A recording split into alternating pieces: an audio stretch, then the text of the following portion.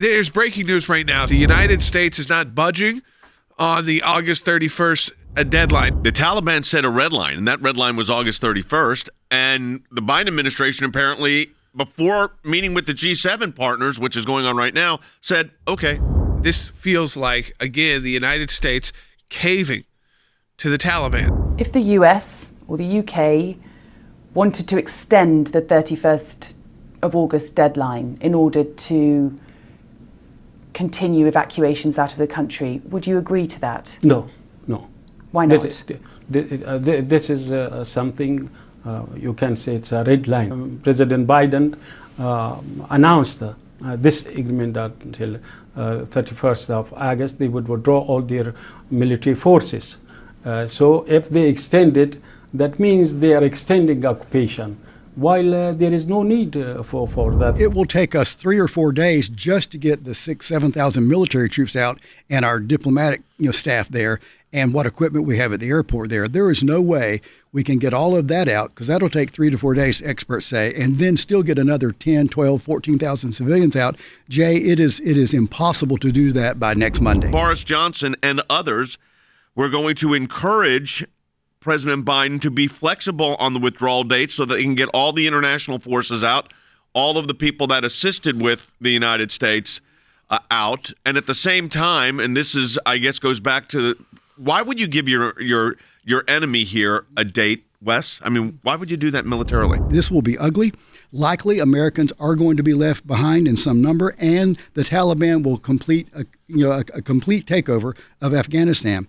And this is not a crisis in belief in the U.S. military or its credibility.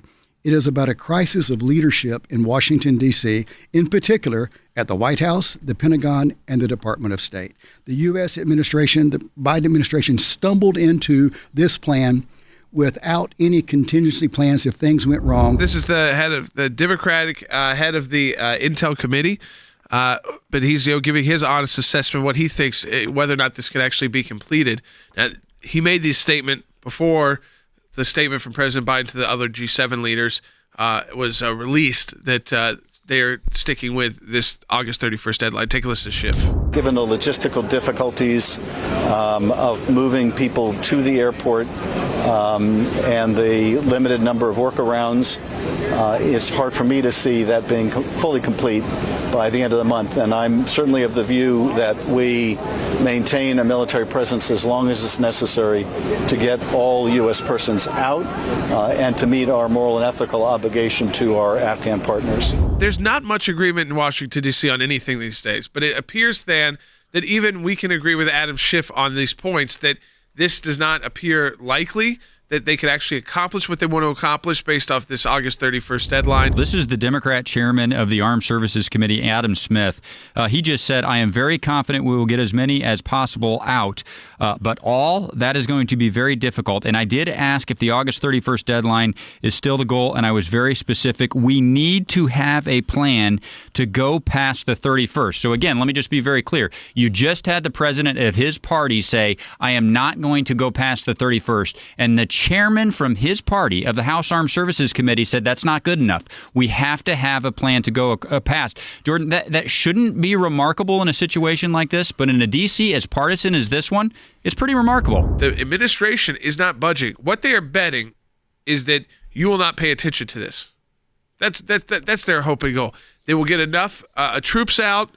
If there's not any conflict, so if there's not shots fired right now at Americans, while there are Afghans being executed throughout the country as we speak, if the shots aren't fired at Americans and we leave, that suddenly you're going to be paying attention to kids back to school, pandemic issues, COVID issues, regular life issues, partisan politics comes back. That's what they hope. What is going on here by the Biden administration is a political calculation to a very serious evacuation / military problem, but the calculations are political. You're right. They do not want to have to say to the American people that we're now exchanging fire with the Taliban.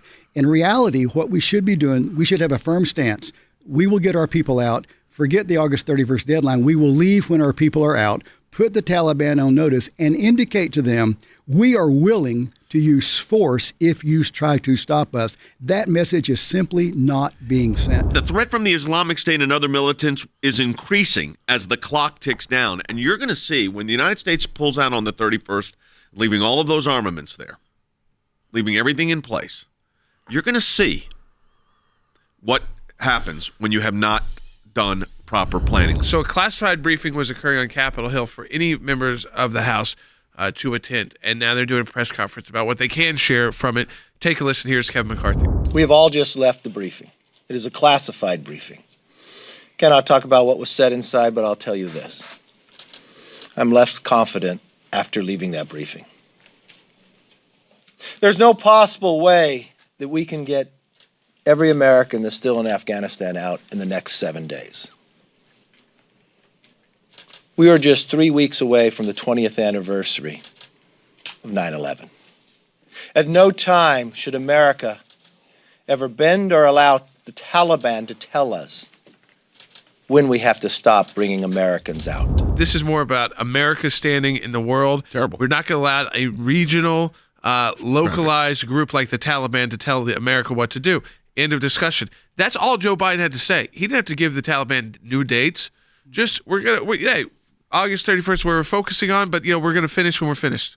That's all. But he didn't do it. That statement alone gives some confidence in your allies that you're not just going to run and leave and the atrocity, which we are. Atrocities keep. But right now, it appears that's what we are doing.